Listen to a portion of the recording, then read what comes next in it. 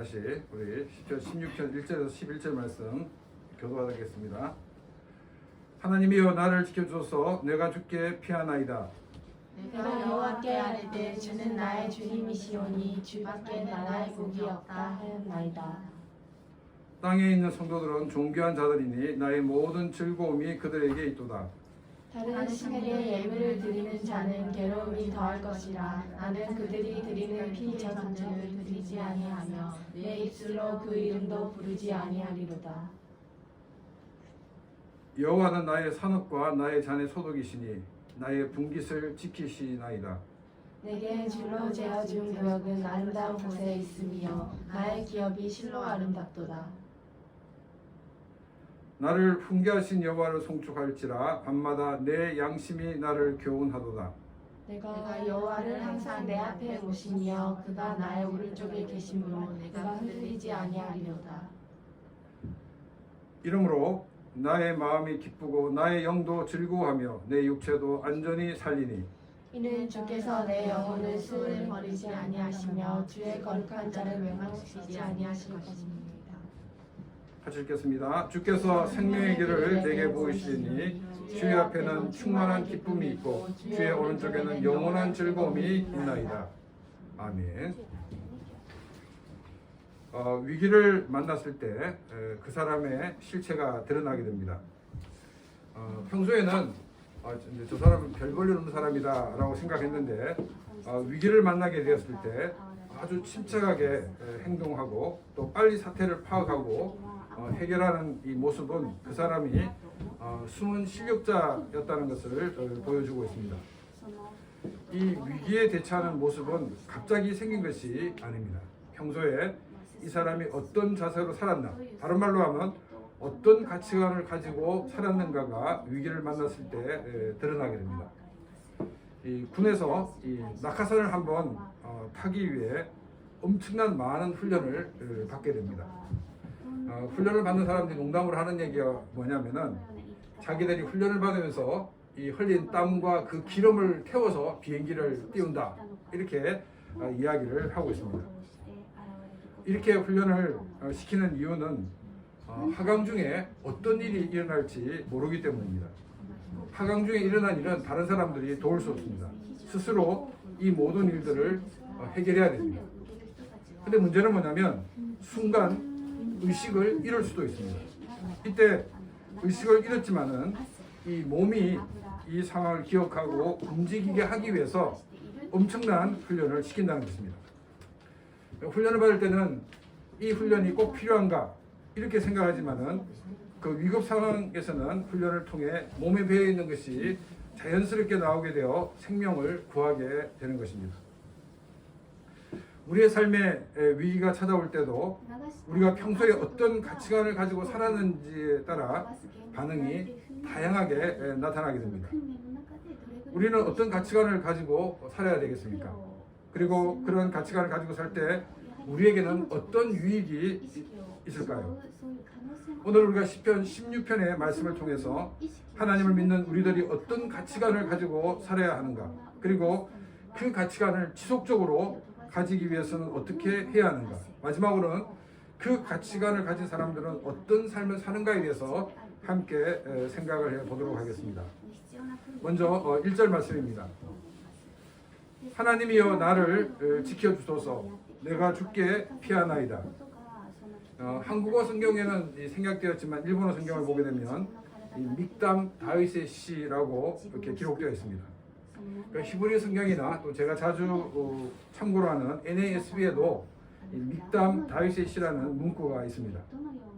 한국어 성경에는 이 부분을 번역하지 않은 것은 소제목 정도로 인식하고 꼭 번역을 하지 않아도 된다는 생각을 가지고 있기 때문에 번역을 하지 않았지 않았나 이렇게 생각을 할 수가 있습니다. 또 왜 그렇게 생각하냐면 제가 신학을 공부하기 전까지 교회 다니면서 본 것이 있기 때문입니다. 교회 공식적인 예배임에도 불구하고 믹담 다윗의 시 혹은 다윗의 시 지휘자에 맞춘 노래 등이 나올 때 이 부분을 읽지 않고 건너뛰어 읽는 것이 일반적이었기 때문입니다. 그리고 한국어 성경을 보게 되면 이 믹담 다윗셋이라는 문구나 또 그 지에 맞춘 노래 이런 그 구절들이 1절 앞에 놓여 있기 때문에 많은 사람들은 소제목이라고 생각을 할 수밖에 없었다는 것입니다. 심지어 성경을 읽을 때 1절 앞에 있는 믹담 다윗의 시 혹은 다윗의 시 지휘자에 맞춘 노래 이것을 읽으면 오히려 사람들이 이상하게 생각할 정도였다는 것입니다. 최근에 와서야 이 부분이 소제목 정도가 아니라 그 시편의 성격을 결정하는 아주 중요한 대목이라는 것을 인식하게 되었습니다. 자, 그러면 이 믹담이라는 말이 어떤 뜻일까요? 사실 이 믹담이라는 이 말은 정확하게 그 의미가 무엇인지는 알지 못합니다. 그런데 학자들이 연구하면서 가장 합리적으로 설명하는 것이 뭐냐면 비문의 시라는 것입니다. 이 비문의 시라는 것은 비석에 새겨진 시라는 뜻입니다. 이것을 뒷받침해 주는 것이 뭐냐면 BC 3, 4세기경에 히브리어에서 헬라어로 번역이 된 72적 성경에 이 믹담이라는 단어를 이 새겨진이라는 그 단어인 스텔로그라피아라는 단어로 이렇게 번역하고 있는 걸 봤을 때 이것은 비문의 시라고 보는 것이 더 타당하다 하는 것입니다. 다윗은 도망을 다니면서 자신이 머물던 동굴의 벽에 하나님에 대한 찬양과 하나님을 향한 신뢰와 고백들을 기록하였습니다.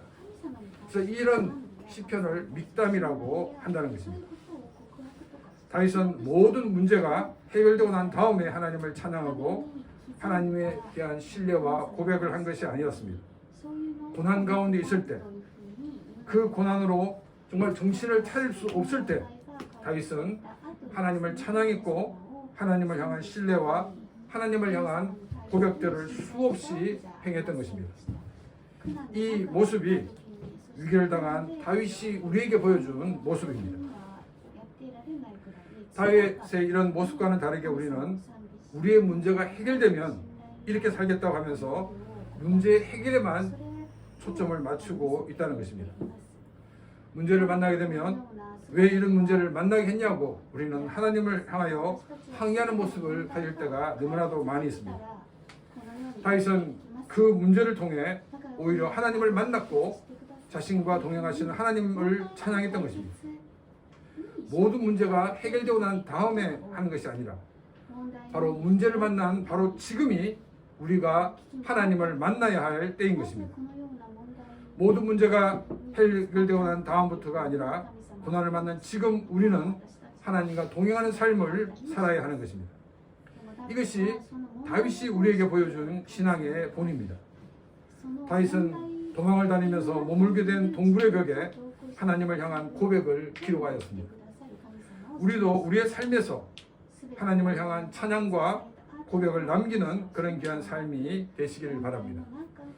우리가 1절 말씀을 원어대로 번역하면 하나님의 나를 지켜주소서 왜냐하면 내가 주께 피하나이다 라고 되어 있습니다. 지금 이제 원어 성경과 일본어 성경, 한국 성경 차이점이 뭐냐면 왜냐하면이라는 문구가 일본어 성경이나 한국어 성경에는 번역되어 있지 않습니다. 하나님이 나를 지켜줘야 되는 이유가 뭐냐면 바로 내가 주님께 피하였기 때문이라고 다윗은 고백을 하고 있습니다. 바로 이 한마디는 엄청난 함축성을 가지고 있는 고백인 것입니다. 다윗은 제2, 제3의 길이 없다는 것입니다. 다윗은 오직 하나님만이 유일한 길이라는 것을 알고 하나님께 나왔던 것입니다. 우리는 어떤 상태에 있습니까? 아직 제2, 제3의 길이 보입니까? 그래서 내가 하나님 앞에 온전히 서기가 너무나도 아까운 상태에 있지 않습니까? 아니면 제2, 제3의 방법을 다 해봤는데 결국 그 길이 아니더라. 그러니까 지금 아무 방법이 없어가지고 하나님 앞에 나와 있는, 그래서 하나님 앞에 서 있지만은 그럼에도 불구하고 아직도 제2, 제3의 그런 방법들을 찾고 있지는 않습니까? 이런 두 가지 모습 다 모두 하나님 앞에 온전히 설 수가 없는 것입니다. 다윗은 도망을 다니면서도 이 길이 맞는가 혹은 저 길이 맞는가 고민하지 않았습니다. 다윗은 무조건 하나님께 피하는 것만이 자신이 살 수 있는 유일한 길이라고 믿고 그렇게 살았던 것입니다. 2절은 구체적으로 어떤 이런 모습을 표현하고 있습니다. 2절입니다. 내가 여호와께 아뢰되 주는 나의 주님이시오니 주밖에는 나의 복이 없나이다. 우리가 이 2절을 히브리어 성경 그대로 번역을 하면 이렇게 번역합니다. 나의 영혼 너는 여호와께 말했다. 나의 주는 당신이며 나의 복은 당신을 떠나서는 아무것도 아닙니다. 다윗은 자신의 영혼의 하나님을 향한 그 고백을 제3자의 입장에서 말을 하고 있습니다. 이렇게 표현하는 것은 자신의 고백이 환경과 상황 때문이 아니란 것입니다. 환경과 상관없이 자신의 중심에서 이런 믿음을 가지고 살고 있다라고 보여주고 있는 것입니다. 다윗은 나의 주는 당신이십니다 라고 말하고 있습니다. 자신에게는 오직 하나님 한 분밖에 없다는 것입니다. 다윗이 생각하는 행복 혹은 축복은 좋은 환경이나 또는 풍성함에 있는 것이 아니었습니다. 하나님께서 함께 하시는 것이 다윗의 행복의 기준이었으며 또한 축복의 기준이었습니다. 아무리 좋은 환경에 있어도 또 부족함이 없는 풍성함이 있어도 하나님이 없다면 이 모든 것은 아무런 의미가 없다는 것입니다. 여러분, 아기에게 제일 큰 행복은 무엇이겠습니까? 좋은 환경이나 풍족함이 아닙니다. 이 아이에게 가장 큰 행복은 부모님과 함께 있는 것입니다. 이처럼 다윗은 자신의 참된 행복은 좋은 환경이나 또 풍성함이 아니라 하나님이 함께 하시는 것이라고 고백을 하고 있습니다. 우리가 잘 알고 있는 이 아브라함 그리고 조카 롯이 굉장히 큰 부자가 되어갔습니다. 그런데 이 부자가 되는 가운데 가족들 간에 분쟁이 생겼습니다. 그런데 이 아브라함과 롯이 직접적으로 이렇게 만나서 부딪히는 그런 분쟁이 아니라 아브라함의 식솔들 또 이 롯의 식구들 간에 분쟁이 생겼던 것입니다. 서로 좋은 땅에 자기들의 양들을 먹이고 싶은 그런 마음 때문에 많은 그런 다툼이 있게 되었습니다. 그래서 이 아브라함은 조카 롯을 불러서 우리가 직접 부딪히는 건 없지만 서로 이렇게 자기의 재산을 지키느라고 우리 식솔들이 싸우고 있는데 이건 보기 좋지 못하다. 그러니까 우리 서로의 어떤 영역을 정해가지고 서로 침범하지 않는 것이 서로에게 더 좋지 않겠느냐 이렇게 이야기를 하면서 만약 내가 오른쪽을 택하면 내가 왼쪽을 택하고 또 내가 선을 택하면 내가 동쪽을 선택하겠다라고 이야기를 하였습니다. 그래서 이 아브라함은 롯에게 먼저 선택권을 주었습니다. 이제 롯이 이렇게 보니까 이 소돔 쪽이 너무나도 좋은 거예요. 성경은 뭐라고 얘기하고 있냐면 소돔이 하나님으로부터 멸망되지 않은 상태였기 때문에 물이 넉넉하고 여호와의 동산 같고 이집트와 같았다라고 얘기하고 있습니다. 여러분, 여호와의 동산 같았다는 말은 무슨 말이냐면 에덴 동산처럼 풍성하다 그리고 아주 윤택한 그런 땅이었다는 것입니다. 이집트 같다라는 말도 같은 의미입니다. 아주 비옥한 땅이었다는 것을 보여주고 있습니다. 그런데 이 아브라함이 선택한 것은 이 조카 롯이 선택한 반대쪽입니다. 그런데 방향만 반대가 아니라 비옥함의 반대였습니다. 아브라함이 선택한 것은 광야였습니다. 아브라함이 조카 롯에게 먼저 선택권을 준 것은 무엇 때문입니까? 아브라함은 장소의 문제가 아니란 것입니다. 환경적인 문제가 아니란 것입니다. 어디를 가든지 그곳에 하나님이 함께 하시느냐가 중요하다는 것을 아브라함이 깊이 인식했기 때문에 롯에게 먼저 선택권을 주었던 것입니다. 조카 롯이 아브라함을 떠나서 소돔을 향해 가게 되었을 때 하나님께서 아브라함에게 나타나셔서 내가 보이는 것, 내가 밟는 이 모든 것을 너희 자손에게 영원히 주겠다고 약속해 주셨습니다. 환경을 보지 않고 오직 하나님을 바라볼 때 하나님은 아브라함이 상상할 수 없는 그런 귀한 축복을 약속해 주셨습니다. 그에 반해 눈에 보기 좋은 환경을 선택한 이 롯의 경우에는 결국 소돔성이 멸망될 때 자기 딸 둘과 자기만 간신히 나와서 동부에서 숨어 지내는 그와 같은 삶을 살게 되었습니다. 그러나 환경을 보지 않고 오직 하나님만을 바라본 아브라함은 하나님의 약속대로 큰 민족을 이루었고 또한 그 후손으로 메시아이신 예수 그리스도가 오시는 복을 받기까지 하였던 것입니다. 아브라함의 이 믿음을 다윗이 계승하였고 다윗의 이 믿음을 우리 모두가 계승하여 믿음으로 승리하는 그런 귀한 삶이 되시기를 바랍니다. 한 사람이 어떤 가치관을 가지고 사는가는 그 사람이 어디에 관심을 가지고 있느냐로 알 수가 있습니다. 그 사람이 자주 보는 책들 그리고 또 자주 찾아가는 인터넷 사이트가 무엇인지를 알면은 그 사람의 가치관이 무엇인지를 알 수 있습니다. 제가 컴퓨터를 처음 샀을 때가 이 신대원 1학년 때인데 1989년이었습니다. 그때 이제 그 89년 여름 방학 때 그 컴퓨터를 샀는데 컴퓨터가 너무 재밌는 거예요.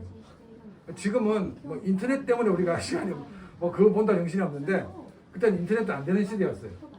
그냥 컴퓨터라는 그 기기 자체가 너무나 좋은 거예요. 그래서 제가 일주일 동안 잠도 안 자고 컴퓨터를 계속 이렇게 만졌습니다. 일주일 지나고 난 다음 제가 가만히 생각해 보니까 이 컴퓨터는 나의 사역의 보조도구지 내가 이 컴퓨터를 위해서 일을 하는 사람이 아니라는 사실을 인식을 하게 되었습니다. 그래서 제가 이제 그때 마음을 먹었습니다. 컴퓨터는 내가 살아가는데 나의 보조도구다. 나의 사역의 보조도구다. 그래서 그때부터 컴퓨터와 거리를 두고 살아가고 있습니다. 사람들이 제가 거리를 두고 있다 그러면 아니 목사님이 거리를 두고 있다면 그 거짓말입니다 라고 말하는 사람도 있는데 사실 거리를 두고 있기 때문에 이 정도입니다. 제가 이제 컴퓨터에 관심이 많을 때는 책들이 전부 다 컴퓨터 관련된 책들인 거예요. 이처럼 사람들은 자기가 관심이 있는 그 분야에 시간을 투자하고 또 많은 시간을 할애하고 있다는 사실입니다. 다윗은 자신의 가치관이 어디에 있는지 3절에서 말씀을 하고 있습니다. 이것은 다윗이 위기를 만났을 때 다른 것을 생각하지 않고 하나님 앞에 나오게 되는 이유가 무엇인가를 우리에게 알려주고 있습니다. 3절 말씀입니다. 땅에 있는 성도들은 존귀한 자들이니 나의 모든 즐거움이 그들에게 있도다. 다윗의 관심사는 땅에 살고 있는 성도들이 있다라고 말하고 있습니다. 땅에 살고 있는 성도란 하나님을 섬기는 하나님의 백성들을 말하고 있습니다. 요즘으로 표현하자면 크리스찬들입니다. 여러분 크리스찬에 관심을 가진 사람들이 누가 관심을 많이 가질까요? 목사들이 크리스찬들에게 관심을 많이 갖습니다. 또 크리스찬들이 관심을 많이 가는 사람들이 있습니다. 누구냐면 이단들입니다. 목사는 목회자니까 크리스찬들의 삶에 대해서 관심을 가질 수밖에 없습니다. 근데 이단들은 왜 크리스찬들이 관심을 가지냐면 이단들이 전도를 할 때 하나님을 전혀 모르는 사람 또 성경을 전혀 모르는 사람을 전도하기가 어렵습니다. 그런데 이 성경을 조금 알고 있습니다. 하나님에 대해서 조금 알고 있습니다. 그런데 오랫동안 교회를 다니고 있으면서도 성경도 안 읽어, 기도도 안 해. 그렇기 때문에 잘 모릅니다. 사실 이 사람이 바로 이단들의 먹잇감이 되고 있다는 것입니다. 그런데 다윗은 성도들에게 하나님의 백성들에게 관심이 많았습니다.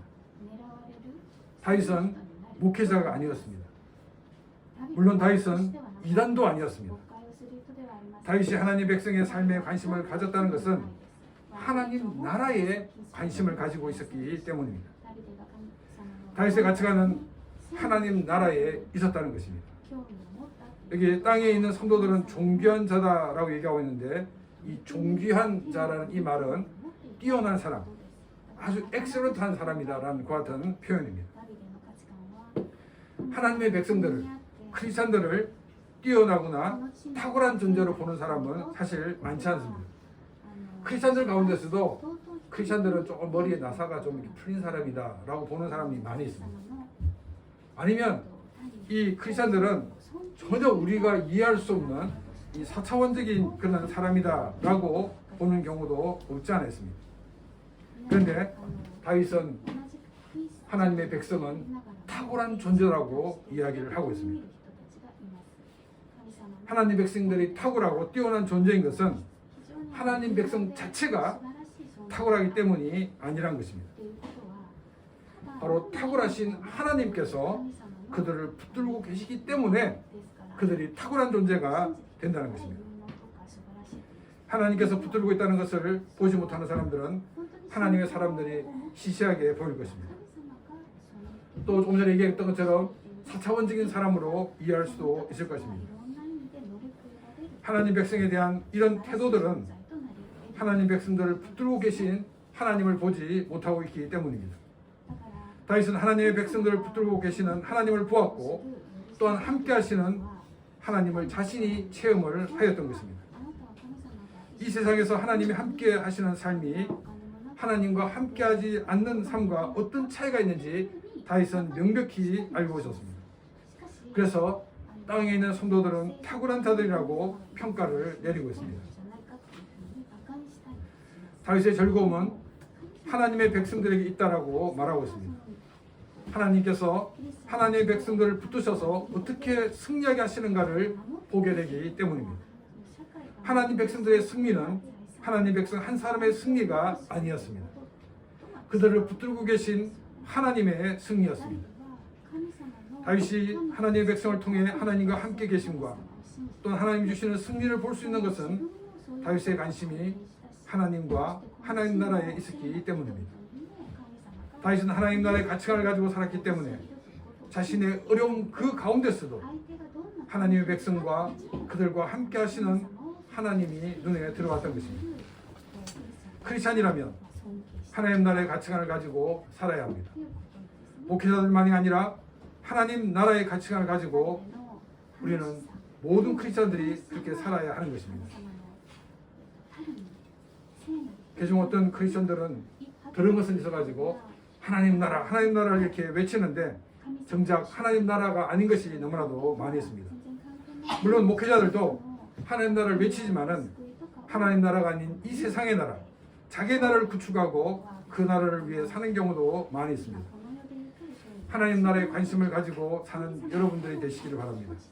그리고 하나님 나라를 삶에 실현하기 위해서 하나님 나라의 가치관을 가지고 실천하는 그런 귀한 삶이 되시기를 바랍니다.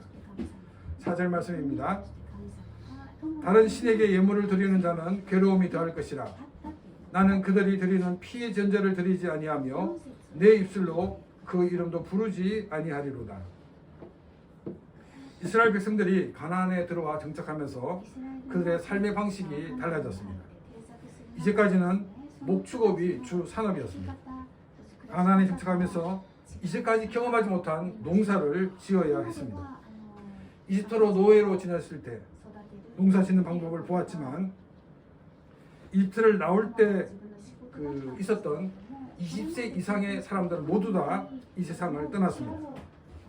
농사를 짓는 것도 본 사람이 없는 그런 상황에서 이스라엘 백성들은 농사를 시작했어야만 하는 것입니다. 농사는 지역마다 씨를 뿌리는 시기가 다 다릅니다. 가나안에 대한 데이터는 전혀 없는 가운데 농사를 지어야 하고 또한 수확물이 나오도록 해야 하는 것입니다.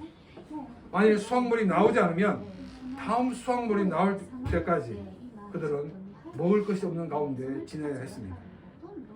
가나안에 정착한 이스라엘 백성들은 실수를 최대한 줄이기 위해 가나안의 농사법을 받아들이게 되었습니다. 실패를 줄이기 위해 가나안 농사법을 받아들였는데 그 결과는 그들은 가나안 신들을 섬기게 되었습니다. 그들은 이제까지 믿어왔던 하나님도 버릴 수가 없었고 또한 수확물을 얻기 위해 가나안의 신도 버릴 수가 없었던 것입니다. 일종의 이 이스라엘 백성들은 양다리 작전을 펼쳤던 것입니다. 하나님은 이스라엘 백성들이 가나안에 들어가기 전 이 세 개의 절기를 주시면서 이 세 개의 절기를 축으로 새로운 하나님 백성으로서의 문화를 만들기를 원하셨습니다. 이 세 개의 절기는 단순한 종교적인 절기만이 아니라 농사법과 연관이 되어 있었습니다. 언제 심어야 될지, 언제 거둬야 될지를 아는 것만으로 농사는 사실 절반 이상 성공한 것입니다. 그런데 이스라엘 백성들은 불안했습니다. 과연 성공할 수 있을 것인가 보장을 할 수가 없었습니다. 처음부터 아무것도 없는 상태에서 하나님이 세우신 세계의 절기를 축으로 새로운 문화를 만든다는 것은 무리라고 판단을 하였던 것입니다. 처음에는 이 가나안의 농사법을 받아들여서 이것을 해보면서 이 하나님 주신 세계의 절기를 접목시켜 나가면 가장 효율적인 방법이 아닌가 그들은 생각을 했을 것입니다. 그런데 그들이 처음 농사를 시작하면서 받아들였던 이 가나안 농사법은 한 번으로 끝난 것이 아니라 그 다음에도 계속적으로 그 농사법으로 농사를 짓게 되어버리고 말았다는 것입니다. 하나님 백성으로서 새로운 문화를 만드는 것보다 가나안의 농사법대로 하는 것이 훨씬 더 편리하고 더 효율적이었습니다. 이스라엘 백성들은 농사를 위해 가나안 신들에게 피해 전제를 드렸고 또한 풍요와 다산의 신의 이름을 부르게 되었습니다. 우리가 맨 땅에 헤딩하는 것 같아도 하나님 주신 방법이 최선의 방법인 것입니다. 그리고 시행착오를 줄일 수 있는 것도 바로 이 하나님 말씀대로 살아가는 것입니다. 그래서 다윗은 나는 다른 신에게 피해 전제를 드리지 않을 뿐더러 그 이름도 부르지 않겠노라고 말을 했던 것입니다. 세상의 방법대로 사는 것이 빠른 길처럼 보여도 결코 빠른 길이 아닌 것입니다. 하나님의 주신 방법대로 사는 것이 가장 안전한 길입니다. 그리고 가장 빠른 지름길인 것입니다. 돌아가는 것 같아도 하나님의 방법을 찾는 그런 귀한 삶이 되시기를 바랍니다. 불투명하게 보여도 하나님의 방법대로 사는 것이 가장 바른 방법이고 가장 빠른 방법임을 기억하면서 하나님만을 의지하고 하나님 백성으로 새로운 문화를 만들어가는 그런 귀한 복된 삶이 되시기를 바랍니다. 5절 말씀입니다. 여호와는 나의 산업과 나의 잔의 소득이시니 나의 분깃을 지키시나이다. 이 5절을 간단히 말하면 야훼 하나님은 나의 재산입니다 라는 고백입니다. 하나님 나라의 가치관을 가지고 사는 사람들은 야훼 하나님이 자신의 모든 것이라고 고백을 하는 사람들입니다. 자신의 뒷배경이 재산이 아닙니다. 자신의 경력이 재산이 아닙니다. 부모님으로부터 받은 것이 재산이 아닙니다. 나를 나되게 하는 것은 오직 야훼 하나님이시라는 것입니다. 6절 말씀입니다. 내게 줄로 세워준 구역은 아름다운 곳에 있으며 나의 기업이 실로 아름답도다. 이스라엘 백성들이 가나안에 정착하면서 각 지파대로 땅을 분배받았습니다. 또 지파 내에서는 각 족장별로 땅을 분배하였고 한 가정에 땅들이 이렇게 주어졌습니다. 6절은 이 가나안 땅을 처음 분배받을 때 그 이스라엘 백성들이 가졌던 그 기쁨, 그것을 소환을 하고 있습니다. 처음 땅을 받았을 때 얼마나 기쁜지 몰랐습니다. 그런데 시간이 지나면서 보니까 옆집 땅이 더 좋은 것 같아요. 왜냐하면 우리 땅은 이 쌀이 10가마밖에 안 나왔는데 옆집은 15가마 나왔으니까 그때부터 굉장히 불만이 생기기 시작했다는 것입니다. 만족하지 못했다는 것입니다. 다윗은 자신의 조상 때 받은 것이지만 처음 땅을 받았을 때 그 기쁨, 하나님 주신 그것에 대해서 감사드리는 마음을 표현을 하고 있습니다. 우리도 하나님의 은혜를 처음 받았을 때를 기억을 해야 될 것입니다. 하나님의 은혜를 처음 받았을 때 우리는 얼마나 감사했는지 모릅니다. 그런데 시간이 지나면서 우리는 그 감사가 불만으로 바뀌는 경우가 너무나도 많이 있다는 것입니다. 하나님 나라의 가치관을 가지고 사는 사람들은 하나님이 나에게 최고의 것을 주심을 감사하는 사람들입니다. 하나님은 나에게 베스트의 길로 인도하시는 것을 우리가 분명히 믿고 하나님께 감사하는 그런 귀한 삶이 되시기를 바랍니다. 7절입니다. 나를 훈계하신 여호와를 송축할지라 밤마다 내 양심이 나를 훈계하도다. 하나님과 동행하는 사람의 가장 중요한 특징은 뭐냐면 하나님께서 말씀으로 인도하신다는 것입니다. 하나님께서 말씀하신 것을 묵상하면서 하루를 되돌아볼 때 내 양심이 무엇을 버려야 될지 또한 무엇을 취해야 될지를 가르쳐 주고 있다는 것입니다. 하나님과 동행한다고 하면서 성경 말씀을 읽지 않는다는 것은 있을 수 없는 일인 것입니다. 하나님과 동행하면 동행할수록 더 하나님의 뜻을 알고 싶어 합니다. 그렇기 때문에 더 성경을 읽을 수밖에 없다는 것입니다. 성경은 우리가 이 땅에서 하나님의 사람으로 살아가려고 할 때 여러 가지 상황에 부딪히면서 흔들리는 경우가 있습니다.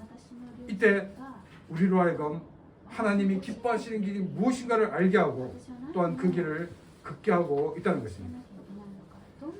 성경은 우리에게 하나님 나라의 가치관을 더욱 강화시켜주고 있고 그 가치관을 붙들고 살게 합니다. 말씀을 읽고 묵상하여서 그 말씀대로 삶으로 하나님 나라의 가치관을 끝까지 붙들고 나가 더욱 성숙한 크리스찬이 되시기를 바랍니다. 8절 말씀입니다. 내가 여호와를 항상 내 앞에 모시며 그가 나의 오른쪽에 계심으로 내가 흔들리지 아니하리로다. 우리 눈에는 하나님이 보이지 않고 힘 있는 사람이 보입니다. 그래서 자기도 모르는 사이에 힘 있는 사람 쪽으로 기울어지는 경향이 있습니다. 다윗은 야훼 하나님을 항상 자기 앞에 모시고 있다라고 말하고 있습니다. 또 오른쪽에 계시다는 것은 하나님이 내 편이 되어 주시고 또한 나를 위해 일하신 하나님이라는 상징적인 표현입니다. 이런 하나님이심을 알기에 다윗은 흔들리지 않고 하나님의 사람으로 살 수가 있다라고 말을 하고 있습니다. 하나님이 내 앞에 계심을 기억하시기 바랍니다. 그래서 우리가 흔들리지 않고 하나님의 사람으로 이 땅을 살아가는 복된 삶이 되시기를 바랍니다. 9절 말씀입니다. 이러므로 나의 마음이 기쁘고 나의 영도 즐거워하며 내 육체도 안전히 살리니. 하나님을 신뢰하는 사람들은 하나님께서 지켜주심을 믿기 때문에 불안해하지 않습니다. 그래서 평안이 있고 기쁨을 누리는 삶을 살 수가 있습니다. 우리의 마음이 편하다 보니까 우리의 몸도 편하게 살 수가 있습니다. 이것이 하나님 나라의 가치관을 가지고 사는 사람이 누리는 특권인 것입니다. 10절입니다. 이는 주께서 내 영혼을 소홀히 버리지 아니하시며 주의 거룩한 자를 멸망시키지 않으실 것임이니이다. 하나님은 우리가 살고 있는 이 세상에서만이 아니라 아직 우리가 가보지 못한 저 세상에서도 우리의 안전을 보장해 주신다는 것입니다. 11절 말씀입니다. 주께서 생명의 길을 내게 보이심으로 주의 앞에는 충만한 기쁨이 있고 주의 오른쪽에는 영원한 즐거움이 있나이다. 하나님의 백성들이 크리스천들이 이 세상에서만이 아니라 아직 경험하지 못하고 가보지 못한 저 세상에 대해서도 두려워하지 않는 것은 하나님께서 생명의 길을 보여주셨기 때문이라고 말하고 있습니다. 그 생명의 길은 구약시대에는 오실 메시아를 기다립니다. 그리고 그 메시아가 이루실 그 구원의 길을 믿음으로 그들은 생명의 길을 걸을 수가 있었습니다. 신약시대부터는 인간으로 오신 예수님께서 십자가에 죽으시고 부활하신 것을 믿음으로 그 생명의 길을 갈 수가 있게 된 것입니다. 이 생명의 길은 우리 인간이 연구한다고 알 수 있는 것이 아닙니다. 또 수양을 많이 쌓는다고 그 길을 깨달을 수 있는 것이 아니란 것입니다. 하나님께서 성경을 통해 우리에게 말씀하셨기 때문에 우리는 이 길을 알게 된 것입니다. 우리는 이 길을 통해 구원의 기쁨과 감격을 가지고 살 수 있게 되었습니다. 위기에서 우리가 불안해하지 않고 당황하지 않고 하나님께 피할 수 있는 것은 우리가 하나님 나라의 가치관을 가지고 살 때만 가능합니다. 돌아가는 길 같아도 우리는 하나님 말씀을 붙들고 사는 삶이 되시기를 바랍니다. 내가 살아갈 수 있는 것은 나의 경험, 나의 배경이 아니라 하나님이심을 늘 고백하는 삶이 되시기를 바랍니다. 하나님이 나에게 주신 것이 가장 베스트임을 기억하면서 하나님께 감사를 드리는 그런 귀한 삶이 되시기를 바랍니다. 믿음의 완성은 우리가 주님 나라에 갔어야 이루어집니다. 우리가 방심하는 그 순간 우리는 불신의 나라로 떨어질 수가 있습니다. 그렇기 때문에 늘 우리는 하나님의 말씀인 성경을 읽고 묵상하고 그 말씀에 거해야 하는 것입니다. 성경을 읽고 묵상하고 그 말씀에 사는 삶이 되기를 바랍니다.